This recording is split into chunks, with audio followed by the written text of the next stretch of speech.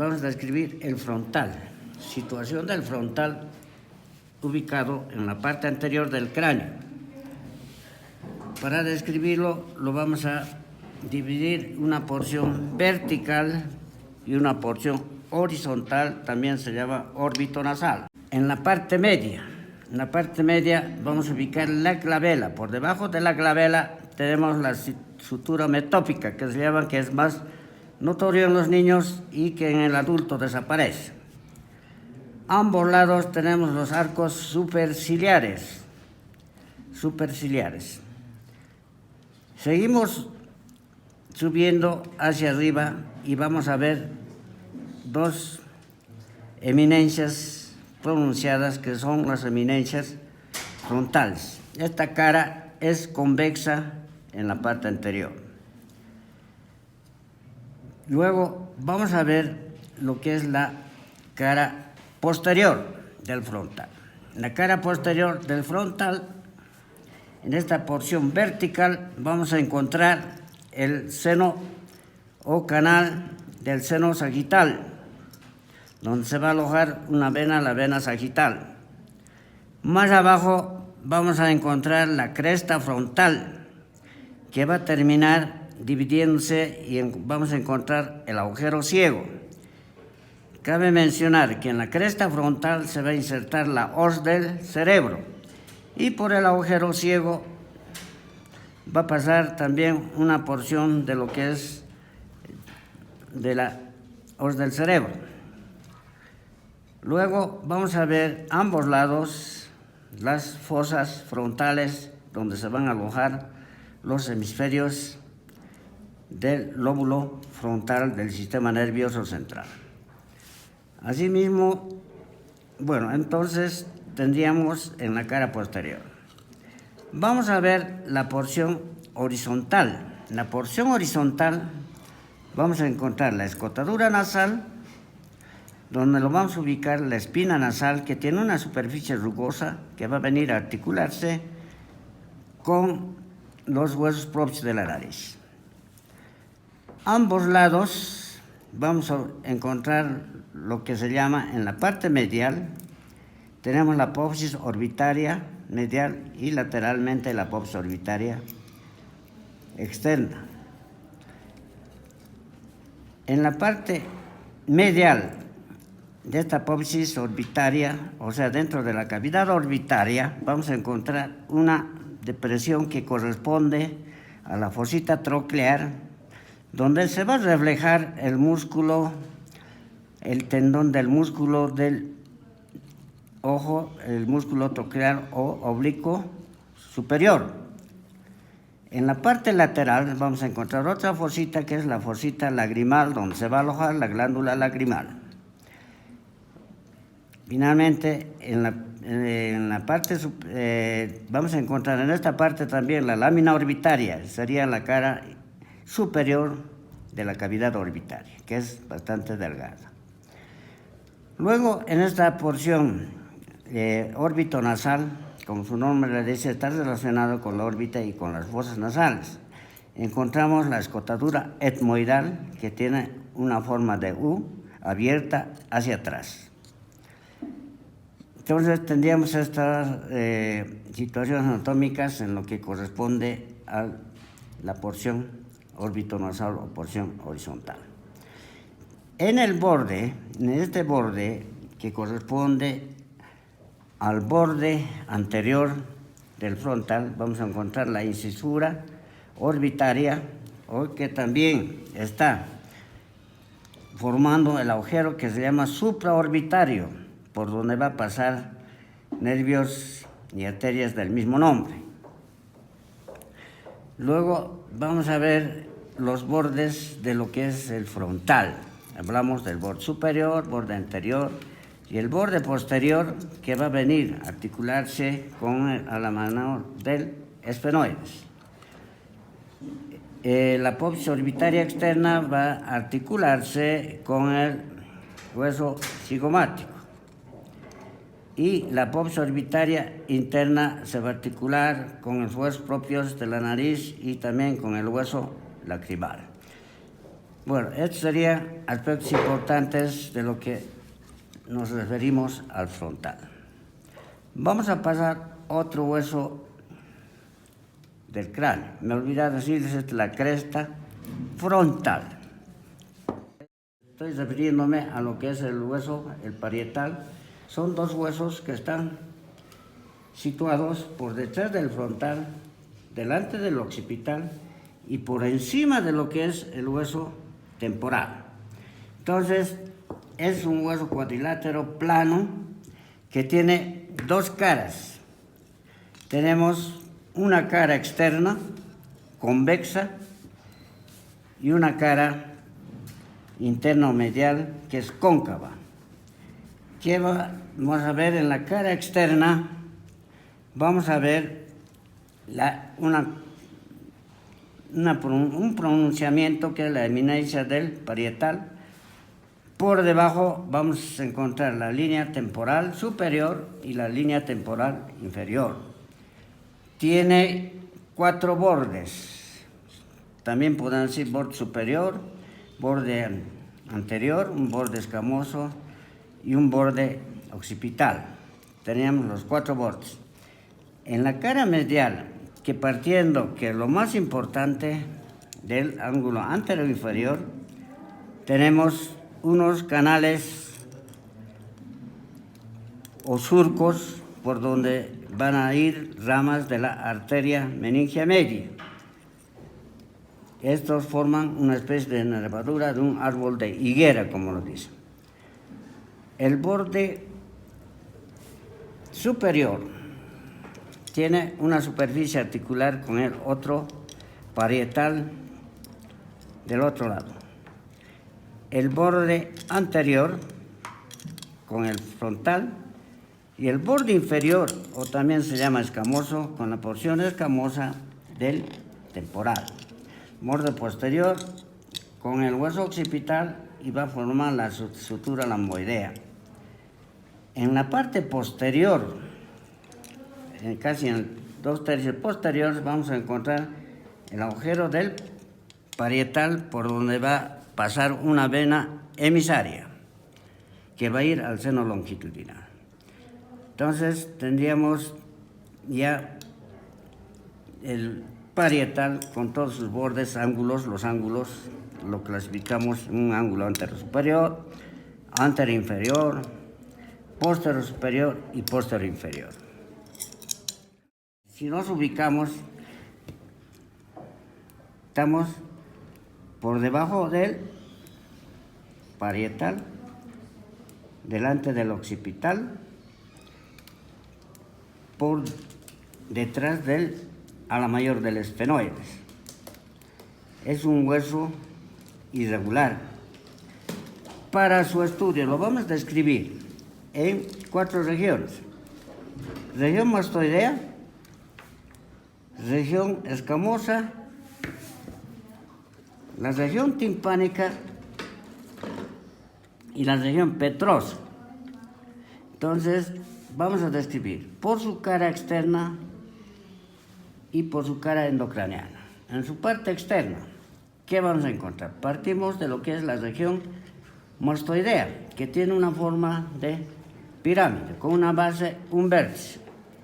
La cara externa, ¿qué vamos a encontrar? Importante, aquí la ranura digástrica, donde se va a insertar el músculo digástrico. Y luego vamos a encontrar un canal para una arteria, la arteria occipital. En su cara externa, la región mastoidea tiene superficies rugosas para la inserción de los músculos esternocleidomastoideo, músculo esplenio, el largo del cuello. Entonces, todos los músculos van a venir a insertarse en la cara externa de la región mastoidea. Más posteriormente vamos a encontrar un agujero, un foramen, por donde va a entrar también una vena emisaria que va a ir al seno sagital o lateral de la porción petrosa del temporal. La región escamosa está dividido por un surco que se llama la susura petroescamosa. Bueno, entonces tiene un borde semicircular, aplanado, la porción escamosa. En su parte externa vamos a encontrar un desprendimiento que es la apófisis cigomática del temporal. En la parte que tiene una raíz horizontal que es cóncava, la apófisis cigomática del temporal. Va a terminar en su extremo anterior con una articulándose con la apófisis temporal del hueso cigomático. Luego vamos a referirnos a lo que es la porción timpánica, donde encontramos el meato acústico externo o conducto auditivo externo, que tiene una pared superior que está por la escama, una pared posterior constituida por la porción mastoidea, una pared anterior, que es una lámina delgada que lo va a dividir, que les va a separar de la cavidad glenoidea o fosita mandibular, que se llama, donde va a venir la articulación temporomandibular. Bueno, entonces tenemos esto en la parte inferior de la porción escamosa y la porción timpánica. Ahora nos vamos a ir a lo que es el temporal en su cara endocraniana. En su cara endocraniana vamos a encontrar la porción escamosa, también algunos surcos para algunas arterias. Vamos a describir ahora lo que es el temporal en su porción petrosa. En la porción petrosa tenemos que encontrar, vamos a describir una cara antero-superior, postero-superior y una cara exocraniana que es antero-inferior, postero-inferior.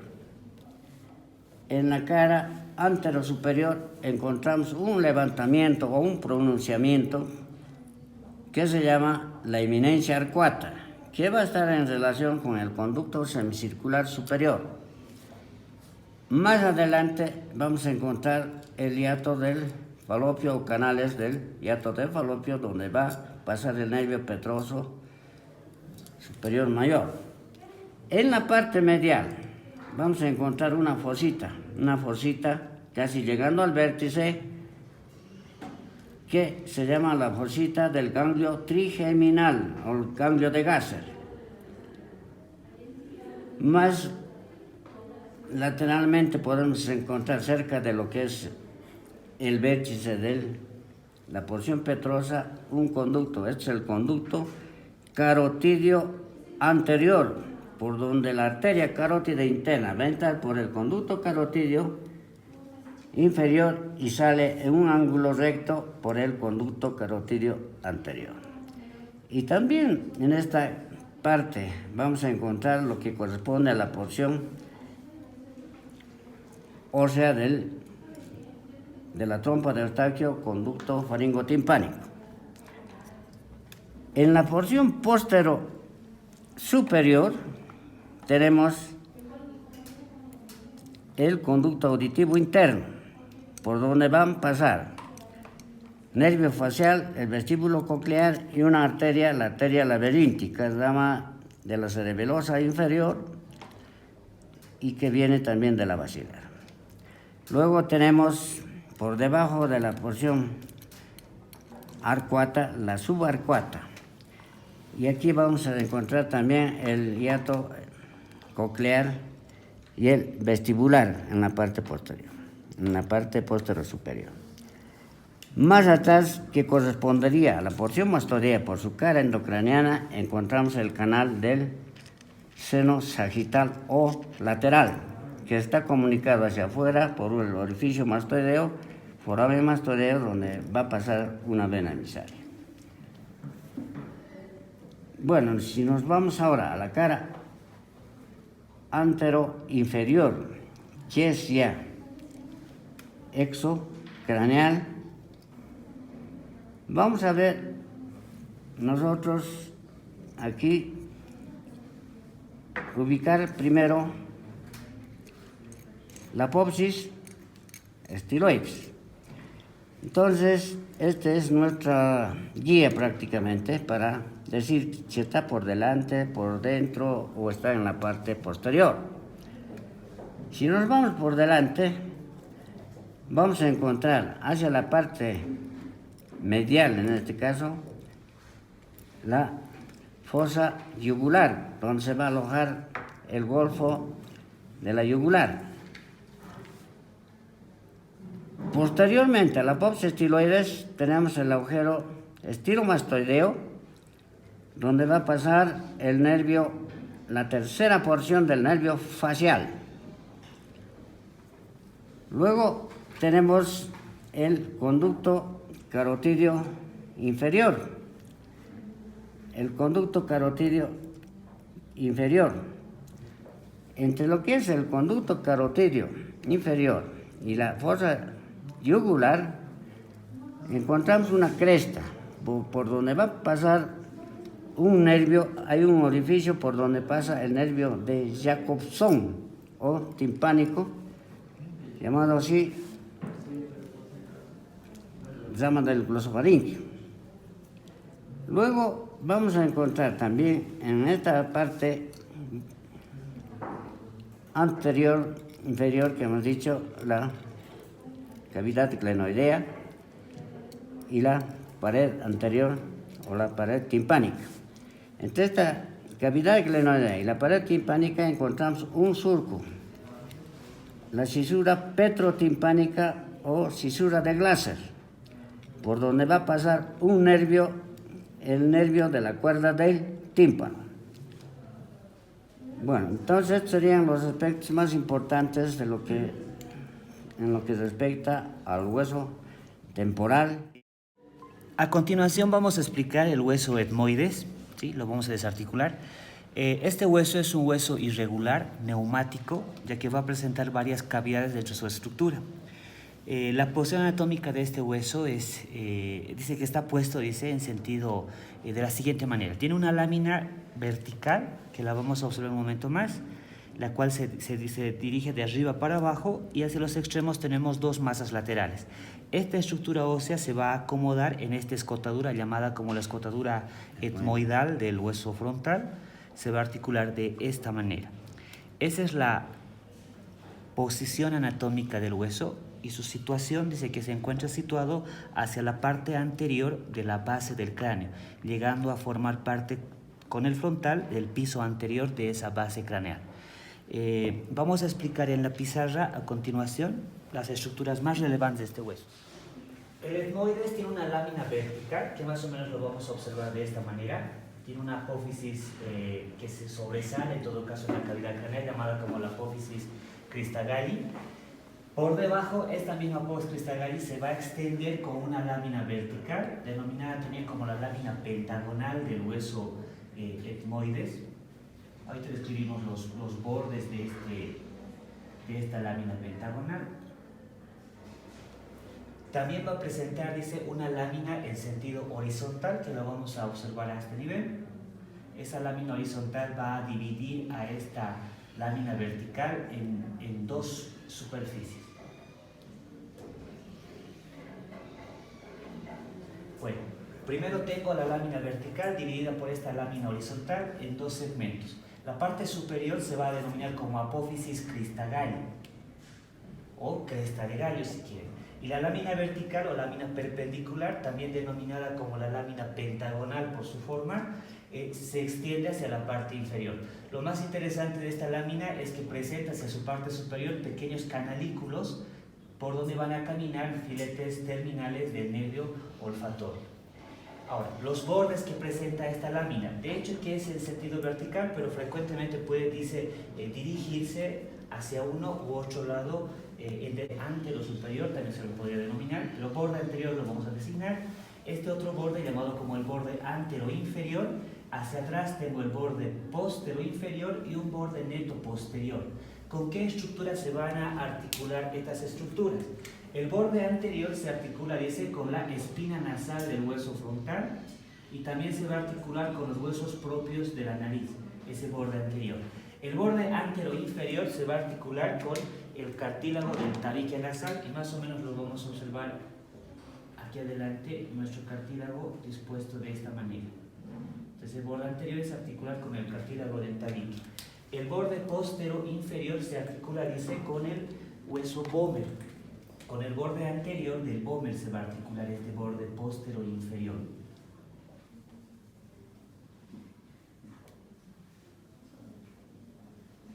Y el borde posterior neto de hacia atrás se articula con el esfenoides, con la cresta esfenoidal anterior. Bueno, la disposición de esta lámina, tanto en su apófisis cristalina y la parte superior como la lámina perpendicular o pentagonal, es en sentido vertical. Ahora, la estructura que va a dividir a estos dos segmentos se denomina como lámina horizontal. Esa lámina horizontal va a presentar unos orificios que lo van a caracterizar, denominados a estos orificios como los agujeros o orificios de la lámina cribosa, o son cribas en todo caso. En ambos lados se van a presentar estas cribas. Estas cribas se comportan como cribas secundarias, puesto que hacia la parte superior es un orificio, pero hacia la cara inferior de esta lámina horizontal se van a manifestar de esta manera, teniendo cribas primarias hacia su cara inferior y una criba secundaria hacia la cara superior que vamos a observar acá. En estos orificios existen dos que son muy importantes. Uno que está presente, dice, hacia la base de la apófisis cristalina, que se va a llamar la hendidura etmoidal, es una fisura por donde va a atravesar una prolongación de la glándula madre, y encontramos otro orificio más que se va a denominar como el agujero etmoidal anterior. Bien, hacia los lados de esta lámina horizontal vamos a encontrar, dice, unas estructuras denominadas como las bases laterales, las cuales tienen más o menos una forma de un cubo. Entonces, si es como un cubo, va a presentar 6 caras y lo vamos a dibujar ahora.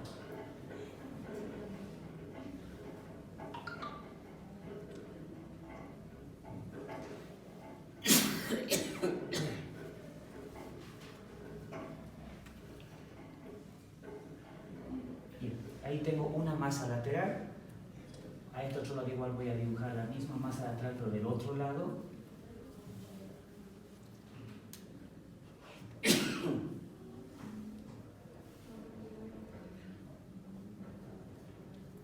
Así vamos a encontrar nuestras dos masas laterales.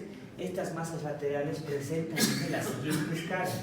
Tiene una cara superior que mira para arriba y que presenta, dice, orificios para las celdillas etmoidales, que se van a completar con las celdillas esfenoidales, puesto que el esfenoide se va a articular con esta cara superior de estas masas laterales.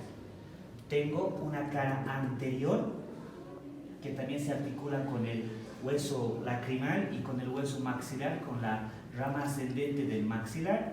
También le vamos a encontrar a esta masa lateral una cara posterior, que aquí la vamos a proyectar.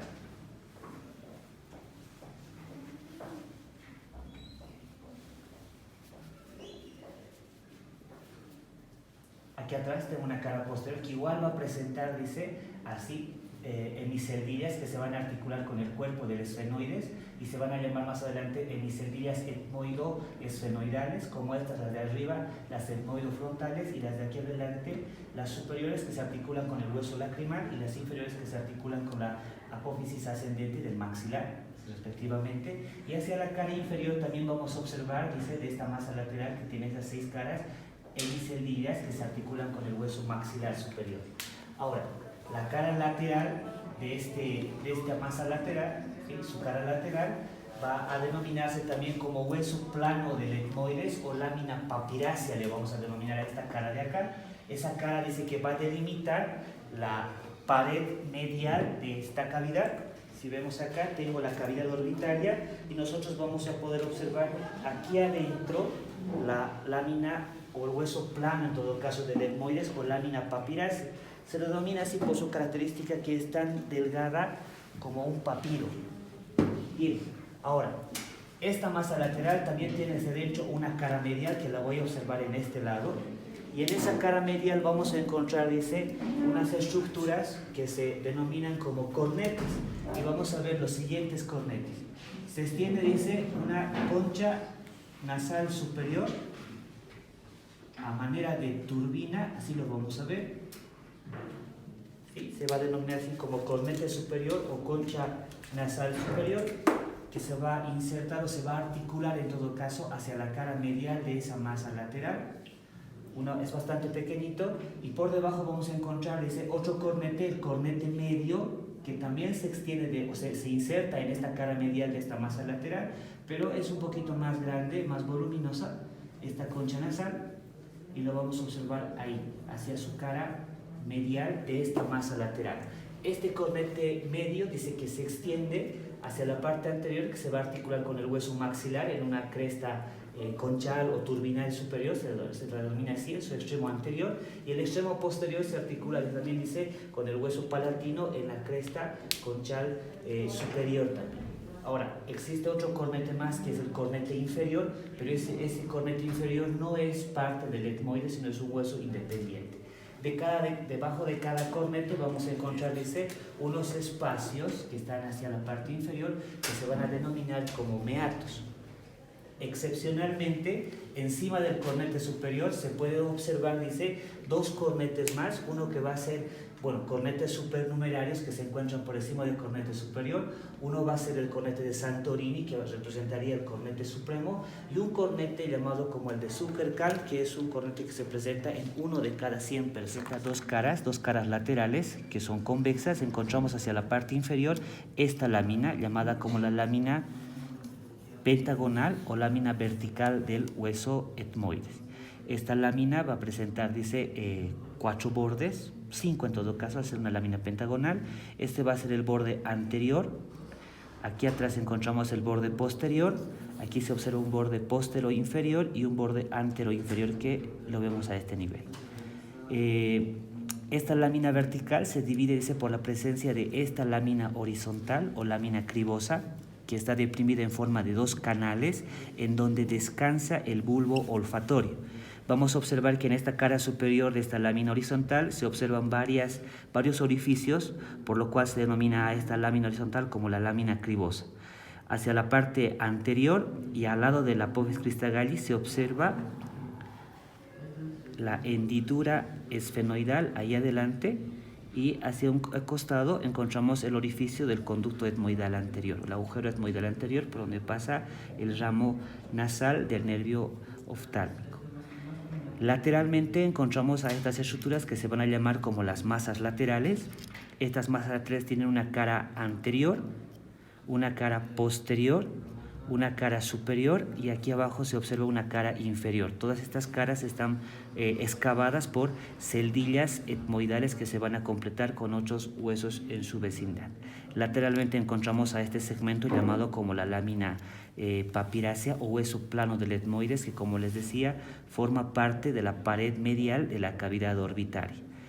Internamente vamos a observar, si miramos por aquí atrás, al cornete superior y al cornete medio, y debajo de cada cornete a los meatos, tanto el meato superior como el meato inferior. También se puede observar a esta pequeña apófisis que se desprende de la parte inferior de la cara externa, llamada como la apófisis unciforme, y detrás de ella encontramos a esta estructura llamada como la bula etmoidal. El vértice de esta apófisis cristagalli dice que sirve para la inserción de la hoz del cerebro. El hueso esfenoides es un hueso situado, dice, hacia la parte media de la base del cráneo. Este hueso, también denominado como hueso cuña, es el hueso el cual se va a articular, dice, con gran parte de los huesos de la base del cráneo, y al estar puesto de lado a lado, dice que se extiende en todo caso atravesando o siendo parte de la estructura del piso medio de la cavidad craneal. Aquí tenemos al esfenoides, ¿sí? Principalmente va a presentar las siguientes partes. Tiene, dice, 2 apófisis laterales llamadas como las alas menores del esfenoides. Hacia la parte posterior inferior encontramos las alas mayores del esfenoides. tanto de la izquierda y de la derecha, y hacia su parte inferior, dice, se desprenden estas dos apófisis verticales llamadas como las apófisis pterigoides. Todas estas se extienden o nacen, dice, del cuerpo del esfenoides, esta estructura que tiene forma de un cubo. Bien, para el estudio del esfenoides primero vamos a repasar las caras del cuerpo y después nos referimos a sus apófisis que se extienden de este cuerpo. Primero tengo al cuerpo del esfenoides, el cual dice que es de forma cúbica, presenta 6 caras. Encontramos aquí la cara superior del cuerpo del esfenoides. En esta cara superior le vamos a encontrar, dice, hacia su parte anterior este segmento llamado como el proceso o prolongación etmoidal del esfenoides, esta lengüeta que va en busca del apófisis Christagalli en el etmoides hacia su parte posterior. Detrás de eso tenemos, dice, a esta estructura plana, una superficie plana llamada como el yugo esfenoidal. Este yugo está limitado hacia atrás por esta estructura llamada como el limbo esfenoidal. Más por detrás vamos a encontrar, dice, un canal, el canal prequiasmático, que se continúa a cada lado por el conducto óptico. Más hacia atrás encontramos la cresta sinostósica, que nos recuerda la unión de los dos segmentos del esfenoides, y a cada extremo encontramos las apófisis clinoides media. Más por detrás encontramos a la fosa pituitaria o silla turca. Detrás de la silla turca encontramos esta superficie más o menos cuadrilátera denominada como el dorso de la silla, y por detrás del dorso de la silla encontramos, dice, esta superficie que se deprime en forma de canal, y a esto le vamos a llamar como el canal basilar o clivus. Esa es la cara superior en las estructuras que se pueden observar. Cara anterior del cuerpo del esfenoides, presenta hacia su parte media la cresta esfenoidal anterior. A ambos lados se observan, dice, unos canales deprimidos, los cuales nos comunican a esta celda, llamada como la celda o seno esfenoidal, el cual se va a articular con la cara posterior del cuerpo del etmoides. Cara inferior, en la cara inferior encontramos la cresta esfenoidal inferior. A cada lado de la cresta esfenoidal inferior vamos a encontrar estas apófisis llamadas como las apófisis vaginales, las cuales van a articularse con las alas del vómer y van a formar o conformar, dice, este canal llamado como el canal esfenovomeriano lateral hacia su parte superior de estas dos apófisis vaginales. La cresta esfenoidal inferior dice que se va a articular con el vómer, formando una articulación bastante interesante, con una esquindelesis, formando el conducto esfenovomeriano medio. La cara posterior del esfenoides en realidad es una cara articular. Esta se va a continuar con el hueso occipital. Hacia su parte lateral vamos a encontrar, dice, hacia su parte más anterior de esta cara lateral del cuerpo, una pequeña apófisis, una espina llamada como el tubérculo subóptico hacia su parte anterior. Este tubérculo presta inserción al anillo tendinoso común o anillo de Zinc, el cual dice que se insertan, o en el que se insertan los músculos del globo ocular. Más posteriormente encontramos este canal que corresponde a la arteria carótida interna. Estas estructuras son las más relevantes presentes hacia la cara lateral del cuerpo del esfenoides. De este mismo cuerpo nacen estas apófisis triangulares llamadas como las alas menores del esfenoides, las cuales tienen un borde anterior, un borde posterior y un borde medial, al cual se continúa con el mismo cuerpo y con el yugo esfenoidal. El borde anterior dice que sirve para que se articule con el hueso frontal, y el borde posterior es completamente libre. Hacia la extremidad medial se encuentra esta apófisis llamada como la apófisis clinoide anterior. En la base de esta apófisis llamada como ala menor encontramos, dice, un conducto, el cual corresponde al nervio óptico, el cual dice que está limitado por dos raíces, una raíz superior y una raíz inferior, que van a encerrar, dice, a este conducto óptico. Más inferiormente encontramos las alas mayores. Estas estructuras llamadas como alas mayores del esfenoides presentan las siguientes caras. Tiene una cara endocraneal y externamente observamos una cara exocraneal. En la cara endocraneal y hacia su naciente se observan los siguientes orificios. Vamos a encontrar este agujero llamado como el agujero redondo, antiguamente llamado como redondo mayor, por donde va a atravesar el nervio maxilar. Un poquito más para atrás encontramos este orificio llamado como el agujero oval o foramen oval. Y a nivel de la espina del esfenoides vamos a encontrar un tercer orificio denominado como el agujero espinoso, que se puede observar acá. Este va a ser el agujero espinoso, por donde va a atravesar, dice, la arteria meningia media. Y por el agujero oval atraviesa el nervio mandibular, dos ramas, en todo caso, del nervio trigémino. Exocranealmente vamos a observar que el ala mayor presenta, dice, dos caras, ¿sí? Una cara orbitaria y una cara temporal, y la cara temporal se divide en dos a su vez por esta cresta infratemporal, además que nos va a servir esta cresta para la inserción del quinto par masticatorio músculo esfenomandibular. Tenemos una carilla temporal y una carilla subtemporal. La carilla orbitaria forma parte de la pared lateral de la cavidad orbitaria. Esta cara, como la hendidura orbitaria superior, en la cara exocraneal, en la región de la cara temporal, dice que esta parte es la parte más inferior de la fosa temporal, y la carilla infratemporal forma parte del techo de la fosa, o en todo caso de la fosa infratemporal. Hacia la parte más inferior del cuerpo vamos a encontrar, dice, a estas dos apófisis que se extienden o que están formadas por dos láminas, una lámina medial y una lámina lateral. Ambas van a formar la apófisis pterigoides. Encontramos que en su cara externa de esta lámina lateral se inserta, dice, el músculo pterigoideo externo, ¿sí? Y entre las dos láminas encontramos una fosa que va a ser completada inferiormente aquí abajo por la apófisis piramidal del hueso palatino, formando la fosa pterigoidea, que más adelante va a prestar inserción al músculo pterigoideo interno.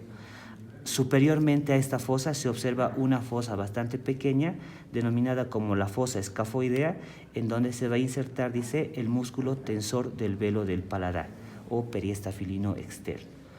Estas dos láminas se unen por su borde anterior y están libres hacia atrás por sus bordes posteriores.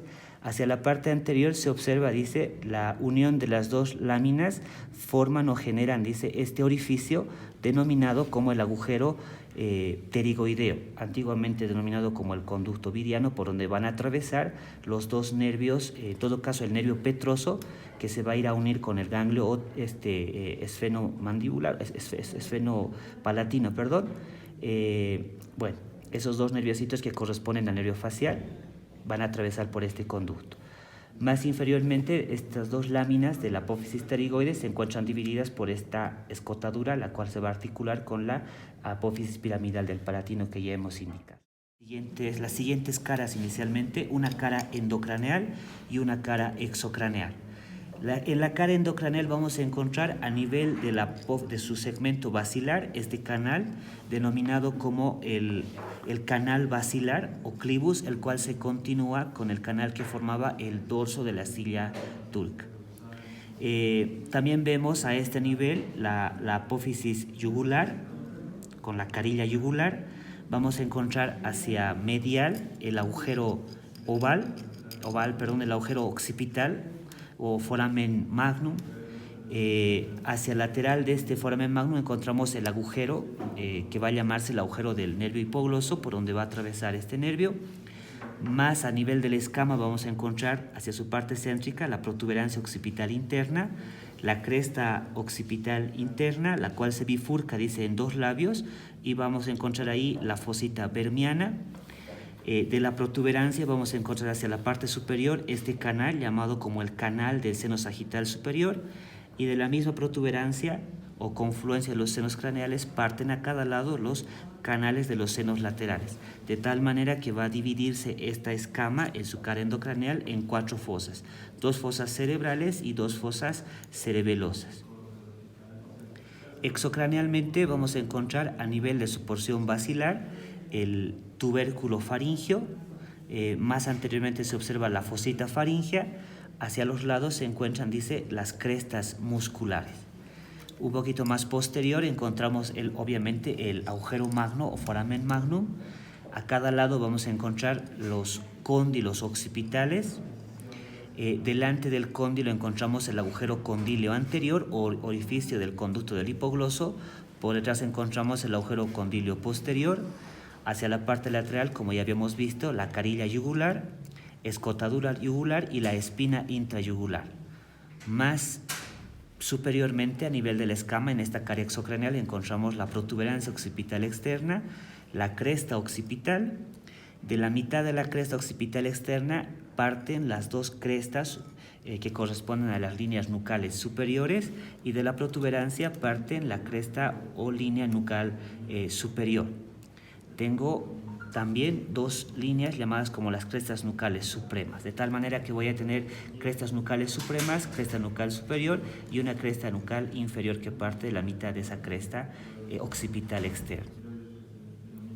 Ahora, este hueso va a presentar bordes, tiene una forma de un rombo, tiene dos bordes superiores o superolaterales y dos bordes inferolaterales, de tal manera que se va a observar, dice, hacia la parte superior un vértice, el cual corresponde al ángulo que forman los dos parietales, denominado como el ángulo lambdoideo o el punto cronométrico lambda.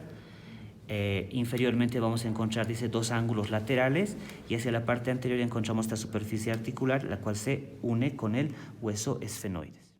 Entonces, empezamos con la apófisis piramidal. Esta apófisis piramidal tiene una base unida al hueso y un vértice truncado, el cual sirve para articularse con el hueso cigomático o malar. Presenta tres caras: una cara orbitaria que forma parte del piso de la órbita, en el cual vamos a encontrar el canal infraorbitario, donde el nervio maxilar, que es rama del trigémino, va a cambiar de nombre para denominarse infraorbitario, el cual va a atravesar el canal y el conducto y sale por la cara geniana, denominado agujero infraorbitario, para dar sus ramos terminales. Presenta una cara posterior o cigomática, donde vamos a encontrar la tuberosidad, y la cresta malar, que se va a articular con el hueso cigomático, ¿no? En la cara geniana, entonces, vamos a ver una depresión que va a ser la fosita canina, donde se va a insertar el músculo canino. Presenta un borde alveolar, en el cual se pueden observar las eminencias alveolares, las cuales están destinadas para que se articule las raíces de las piezas dentarias, formando una articulación que se llama gónfosis. Vamos a ver que de estas eminencias, la más grande o más voluminosa es la eminencia canina, que por delante se encuentra una fosa para el músculo mirtiforme o depresor del tabique. En su cara interna vamos a ver lo que es la apófisis palatina. Esta apófisis palatina divide a la cara interna del maxilar en dos porciones desiguales, una superior donde podemos ver el seno maxilar, que eso de la característica este huesito de ser un hueso neumático, y presenta por debajo de la apófisis palatina la parte del piso, del techo de la cavidad bucal, ¿no? Esta apófisis palatina, entonces, va a tener un borde inferior, el cual se va a articular con su antagonista, ¿no? Con su antagonista. Presenta una elevación que es la cresta incisiva, donde se va a encontrar el canal incisivo. Un borde posterior, donde va a articularse con la lámina horizontal del palatino. Cuando están articulados el palatino y el maxilar, van a formar lo que se denomina la sutura cruciforme, formando lo que es la parte del paladar, el paladar óseo. Bien, tenemos también la rama ascendente o apófisis frontal del maxilar, el cual presenta una cara externa y una cara interna. En su cara externa podemos ver la cresta lagrimal anterior, que divide en dos segmentos: un segmento anterior para los huesos propios de la nariz y un segmento posterior para el hueso lagrimal o unguis. En su cara interna podemos ver la cresta turbinal o conchal superior, donde se va a articular el cornete medio, que deriva de lo que es el etmoides, y en su raíz va a presentar la cresta turbinal inferior, que se va a articular con el cornete inferior, como estamos viendo acá, ¿no? Con el extremo anterior del cornete inferior. Entre la raíz de la rama ascendente o apófisis frontal y el ángulo del seno maxilar se encuentra la concha lagrimal, que estos delimitan un canal, el canal donde va a estar el saco lagrimal. Es por ahí donde chorrea las lágrimas y van a llegar a lo que es el meato inferior, donde desemboca el conducto lácrimo muconasal. ¿Sí? En sus bordes del maxilar habíamos dicho ya que presenta un borde inferior o alveolar, un borde superior donde se desprende la rama ascendente, un borde anterior que junto con el otro hueso o su homólogo va a formar el orificio anterior de las fosas nasales, que cuando se articulan va a formar la espina nasal anterior, un punto también canométrico que es el espinal, ¿no? En su borde posterior presenta lo que es la tuberosidad del maxilar, un punto importante para los odontólogos donde se encuentran los orificios dentarios posteriores. Por ahí van a entrar para dar inervación a las piezas superiores de la parte posterior. Hasta ahí es el hueso maxilar superior. Continuamos con el hueso, el cornete inferior, que también es denominado concha o turbinas, que juntamente con los cornetes superior y medio que derivan del etmoides van a ser unos huesitos que van a calentar el aire y limpiar el aire que ingresa. Por eso se llaman también turbinas. Este huesito presenta un borde inferior, que es rugoso, un borde superior, un extremo anterior y un extremo posterior. Su extremo anterior se caracteriza por ser más grande y su extremo posterior en punta. De su borde superior se desprenden 3 apófisis. Una apófisis que va a estar articulándose con el hueso lagrimal o unguis, una apófisis posterior que se va a articular con el etmoides, con la apófisis unciforme del etmoides, y una apófisis que va hacia la cara externa, hacia abajo, que va a cerrar parte del orificio del seno maxilar, ¿no? Entonces, presenta una cara, como están viendo acá, una cara interna cóncava y una cara externa que es, convexa, y una cara externa que es cóncava. Estos extremos, el extremo anterior y el extremo posterior, se van a articular en las crestas turbinales o conchales, en el caso del extremo anterior con el maxilar y en el caso posterior con la cresta turbinal del palatino. Vamos a hablar de la mandíbula o maxilar inferior. La mandíbula o maxilar inferior es el único hueso que se articula y móvil de la cara y del macizo facial. Es un hueso impar que para su estudio es importante considerar lo siguiente, que consta de un cuerpo y consta de 2 masas laterales que son las apófisis ascendente. El cuerpo tiene una cara anterior y tiene una cara posterior. La cara anterior es cóncava, convexa, y la cara posterior es cóncava. Tiene un borde superior, el cuerpo, y tiene un borde inferior. El borde superior está representado por los alvéolos dentarios, donde se implantan las piezas dentarias. Esas piezas dentarias forman una articulación que es la llamada gónfosis. En la cara anterior, en la parte media, embriológicamente este hueso estaba separado y por lo tanto hay una cisura, una incisión, una eminencia que es la sínfisis mentoniana, que remata en la parte inferior en una forma triangular que es la zona mentoniana o mentón o nation. Es un punto craniométrico, se llama nation.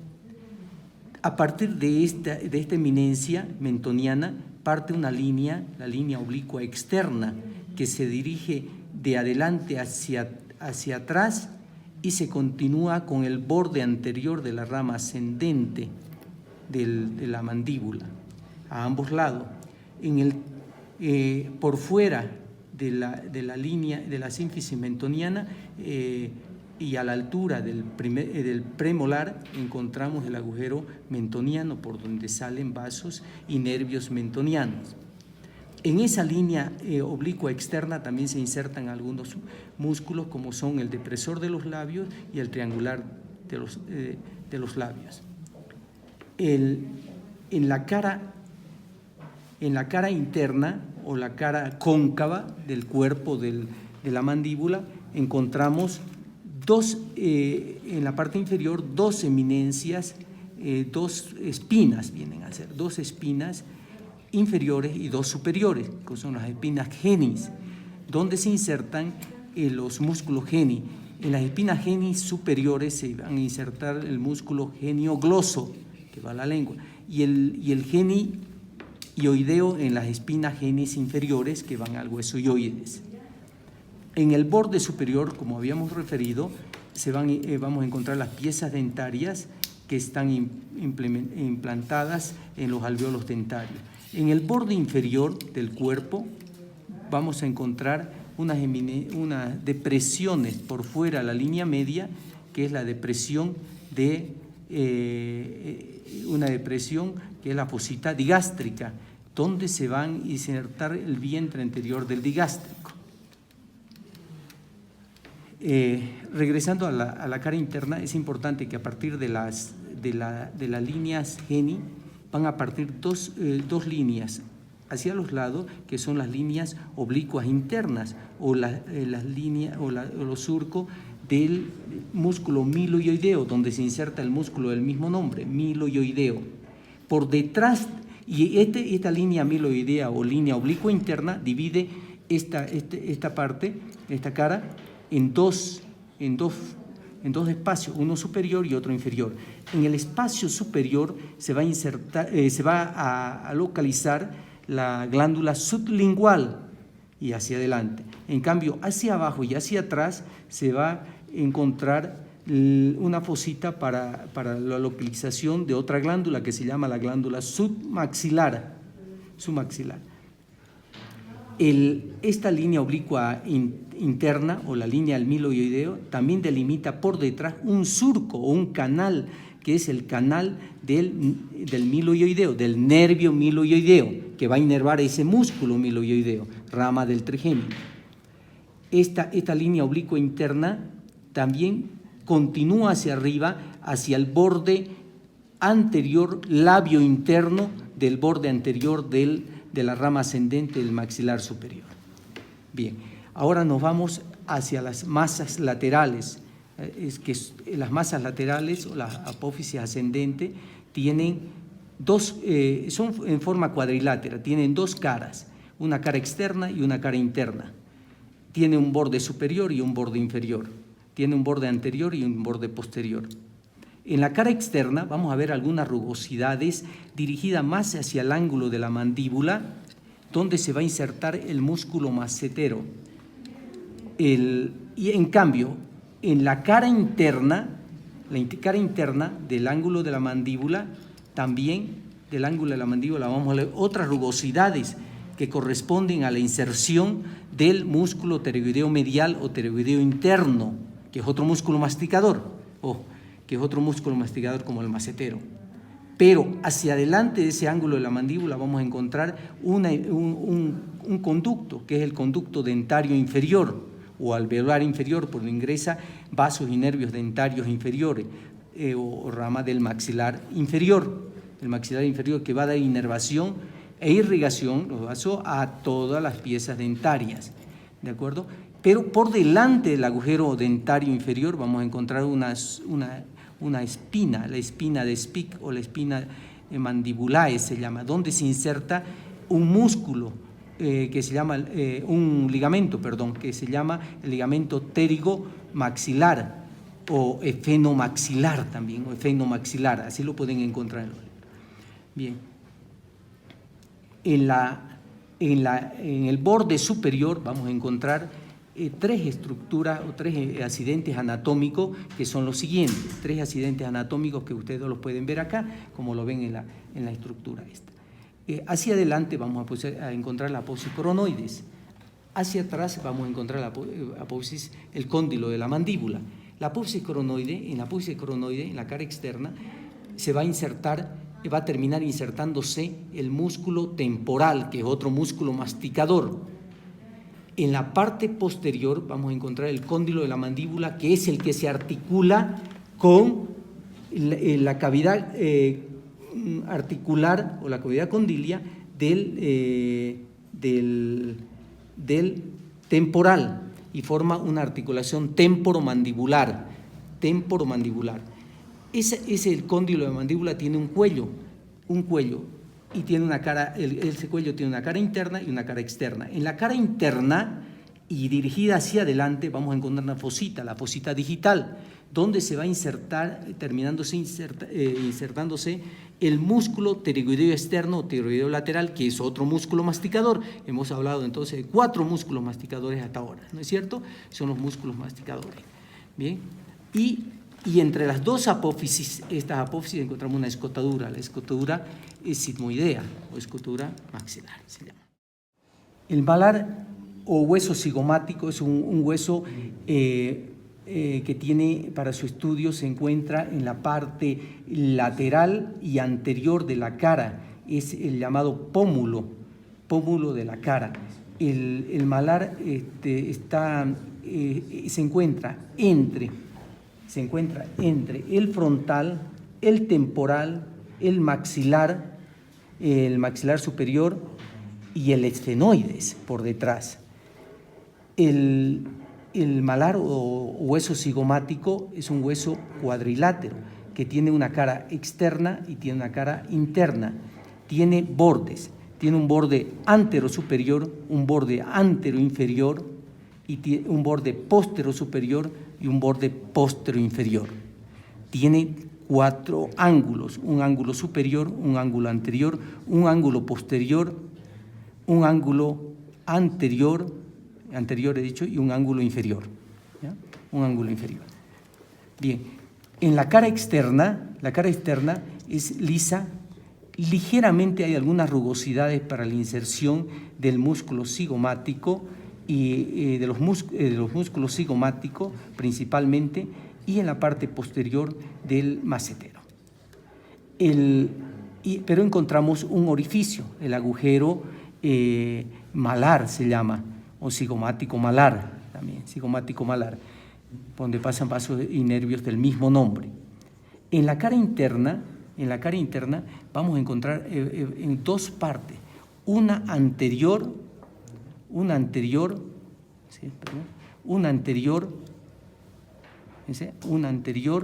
o articular, que se articula con la apófisis piramidal del maxilar.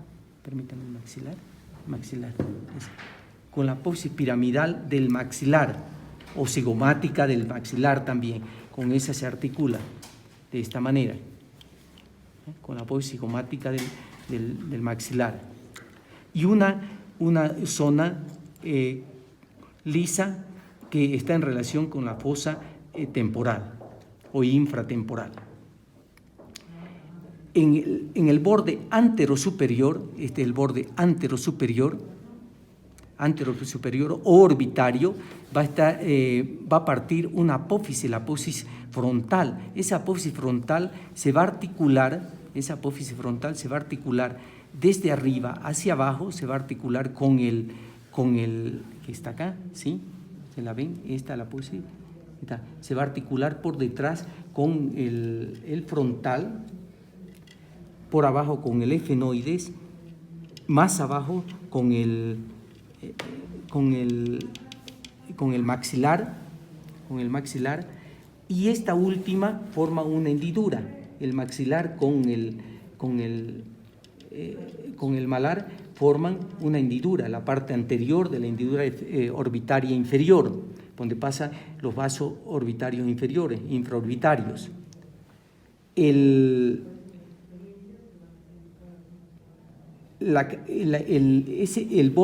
borde antero superior forma parte de la parte inferior del borde orbitario y la parte lateral. En cambio, el borde póstero superior tiene forma de una S alargada, donde se va a insertar la aponeurosis del músculo temporal. ¿De acuerdo?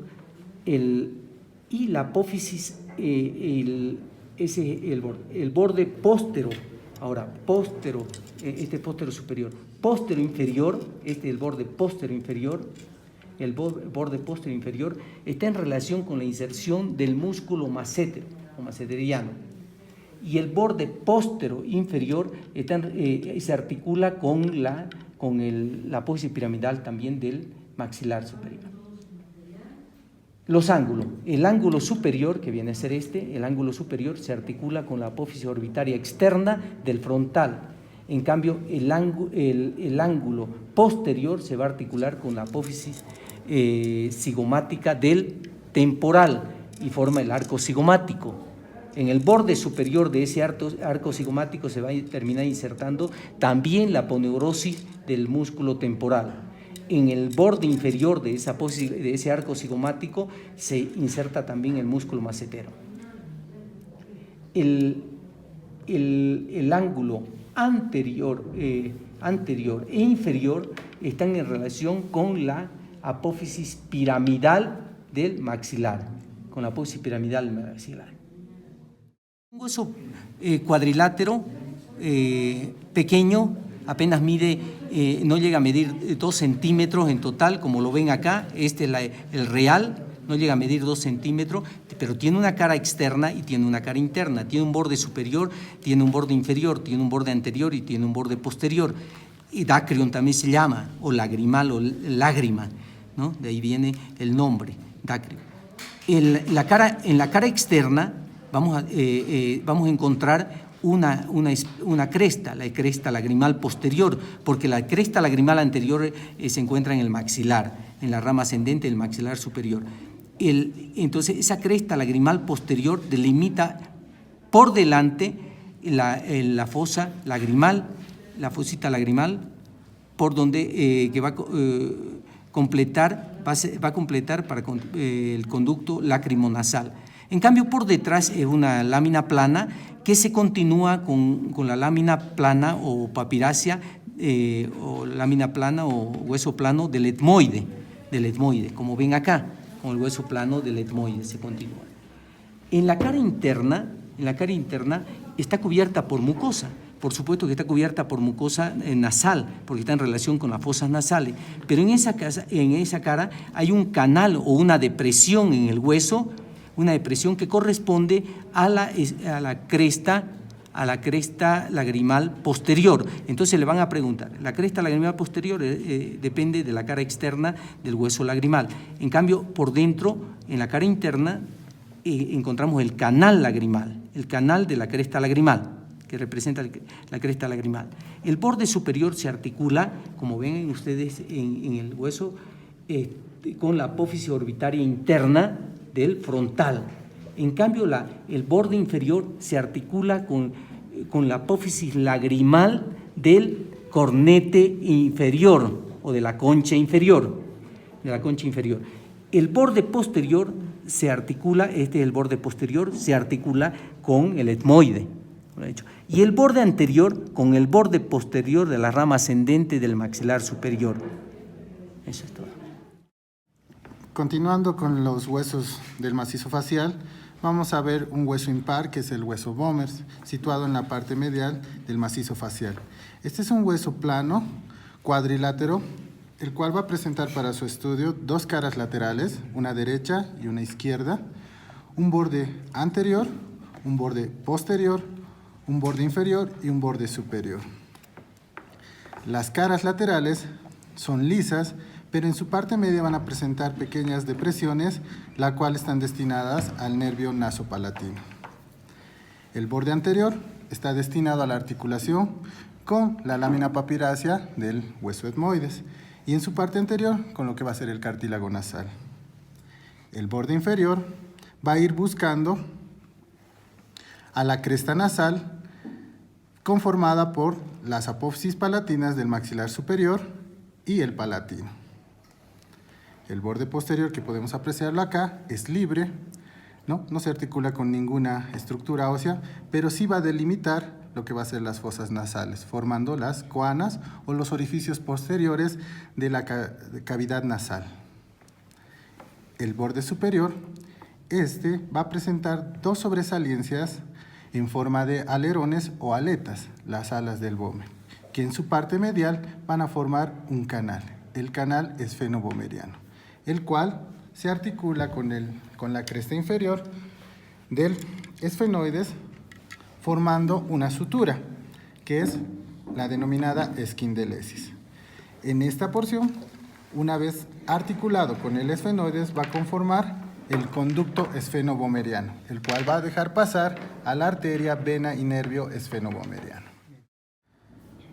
Seguimos con los huesos del macizo facial y ahora vamos a estudiar los huesos propios de la nariz. Estos son huesos pares, los cuales están situados en la parte anterosuperior del macizo facial. Son huesos planos y por lo tanto se consideran cuadriláteros. Para su estudio va a tener una cara anterior, una cara posterior y 4 bordes. Un borde superior, un borde lateral, un borde medial y un borde inferior. La cara anterior es lisa y en su parte inferior un poco excavada, destinada para lo que va a ser la inserción del músculo piramidal o prócer de la nariz. La cara posterior es rugosa y en su parte medial va a presentar un surco que está destinado para el nervio nasolobar. Los bordes, el borde superior va a estar destinado a la articulación con la escotadura nasal del hueso frontal, formando la articulación frontonasal. El borde posterior o lateral va a estar destinado a la articulación con la apófisis frontal del hueso maxilar superior. El borde medial está destinado para poder articularse con el hueso nasal opuesto, con su opuesto, formando juntamente con el frontal el punto craniométrico denominado nacio. Por último, el borde inferior, está destinado a la articulación con lo que va a ser los cartílagos de la nariz, pero en su parte medial va a presentar una pequeña escotadura que me va a permitir el paso del nervio nasolobar. Facial, ahora vamos a ver el hueso palatino. Este es un hueso par que me va a ayudar a contribuir la formación de lo que es las fosas nasales, el paladar, la cavidad orbitaria y la fosa pterigomaxilar. Para su estudio va a presentar una lámina vertical y una lámina horizontal. La lámina horizontal va a tener 4 bordes y 2 caras. La cara superior, que está destinada a formar el piso de las fosas nasales, su parte posterior. La cara inferior está destinada a formar la parte posterior del techo del paladar. El borde medial, este es más alargado y va a presentar una prolongación hacia arriba, la cual, una vez que se articula con el opuesto, contribuyen a la formación de la cresta nasal. El borde anterior está destinado a la articulación con la apófisis cigomática del maxilar superior. El borde posterior de este hueso, de esta lámina horizontal, es libre y en esta se va a insertar la aponeurosis del velo del paladar. El borde lateral se va a fusionar a la lámina vertical del hueso palatino. Una vez descrita esta lámina, pasamos a la lámina vertical, la cual para su estudio va a tener una cara medial y una cara lateral, un borde anterior, un borde posterior, un borde superior y un borde inferior, de los cuales vamos a tener 4 apófisis, 2 superiores y 2 inferiores. La cara medial va a tener 2 estructuras principales, las cuales se denominan crestas turbinales. Vamos a tener una cresta turbinal superior y una cresta turbinal inferior, las cuales se describen en la gráfica y están destinadas, la cresta superior, o también denominada etmoidal, para el cornete medio. La cresta turbinal inferior, o también llamada conchal, para la articulación con el cornete inferior. Entre las dos se crea un espacio destinado para el meato medio. El borde anterior es un borde que me va a permitir articularme con el hueso maxilar. Este borde anterior va a presentar una sobresaliencia en forma piramidal la cual se denomina apófisis piramidal y va a reducir el tamaño del seno maxilar.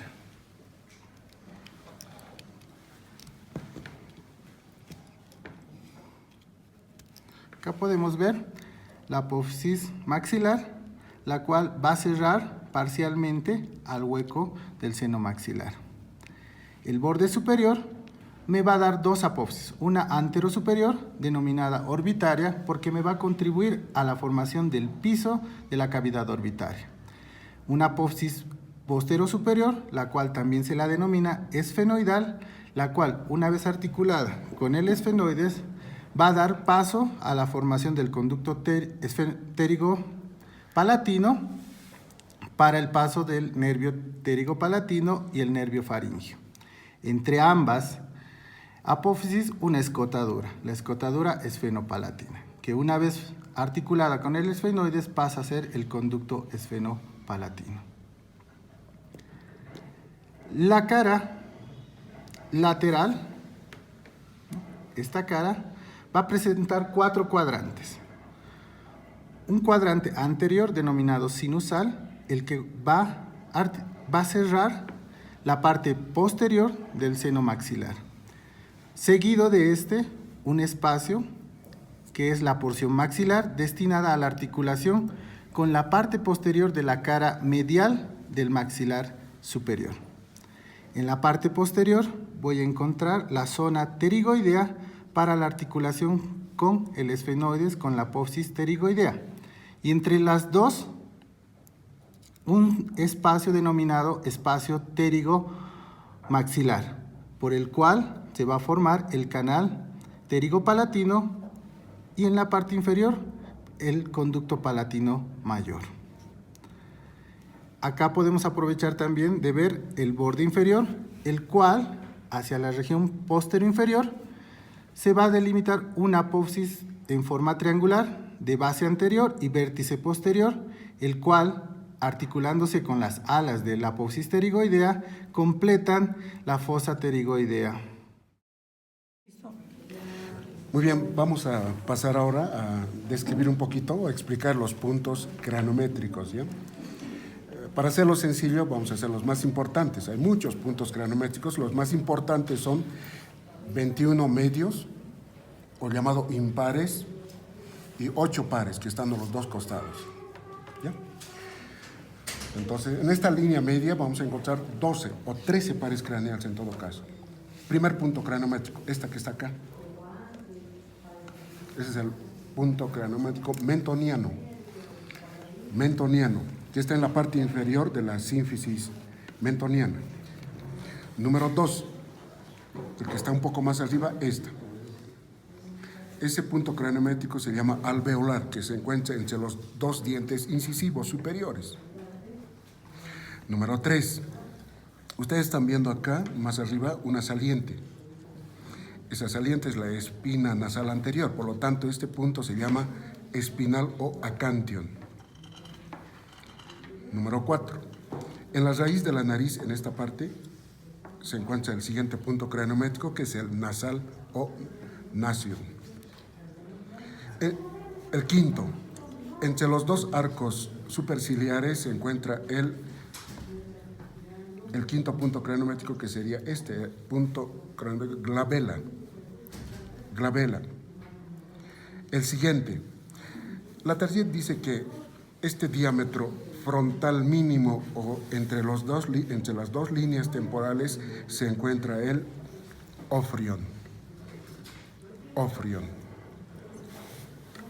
Siguiente, el punto más sobresaliente de la cavidad craneal, que es esta, sería el punto cranométrico, el vértex. Siguiente, entre la sutura coronal y la sutura sagital, es decir, en la unión de estas suturas se encuentra el punto cranométrico bregma. Siguiente, más o menos por acá, no se ve con claridad en este huesito, entre los dos agujeros parietales se encuentra el punto cranométrico ovelio. Siguiente, a nivel de la protuberancia occipital externa, que es esta, antes, en la unión de la sutura lamboidea y la sutura sagital se encuentra el siguiente punto craniométrico, que es el lambda. Lambda, porque esta sutura también se llama lamboidea. Siguiente, hacia atrás y hacia abajo. La protuberancia occipital externa es el denominado punto craniométrico, inion, que sería esta parte. Inion. Siguiente. Para ubicar los siguientes tenemos que ubicar el orificio occipital o foramen magno. Hacia atrás o en su borde posterior está el punto craniométrico opistion. Opistion. Al frente, o sea, en el borde anterior de este agujero, estaría el punto craniométrico bastion. Esos son los puntos craniométricos impares o medianos, que son en total 13. Vamos a los laterales y tal vez los más importantes, ¿ya? Primer punto craniométrico, que se encuentra a nivel del ángulo de la mandíbula. Acá. Este es el punto craniométrico gonion. Si a mí me preguntaron por cuál es la importancia, en este punto se insertan, por ejemplo, el músculo massetero por fuera, inclusive el risorio tal vez. Hacia adentro, el pterigoideo medial. Este es el punto craniométrico gonion. Número 2, tal vez uno de los más importantes, en la unión de 4 huesos. Acá está, voy a poner el punto. En la unión de 4 huesos, ¿de qué huesos? El esfenoides, que es esta, frontal, parietal y el temporal, se encuentra el punto craniométrico pterion. Siguiente, hacia atrás, otro punto importante, en la unión del temporal, yo diría más específicamente la porción mastoidea, el parietal y el occipital, se encuentra este otro punto craniométrico, que es el asterion. Asterion. Acá hay un punto craniométrico que dice que se encuentra entre la línea temporal, que es esta, entre la línea temporal y esta sutura coronal. Ese punto se llama el punto craniométrico Stephanion. Stephanion. Otro punto, este es el hueso cigomático, en cuyo vértice se encuentra el punto craniométrico cigomático. Siguiente, en el fondo de la fosa mandibular, que sería esta, se encuentra el punto craniométrico glenoideo. Glenoideo. Y por último, porque hay otro punto craniométrico que es el yugular, no lo vamos a mencionar, esta sí. Este es el punto craniométrico llamado dacrion, que está más o menos en la pared medial de la cavidad orbitaria. Dacrion, que está entre 2 suturas, entre la sutura nasofrontal y la sutura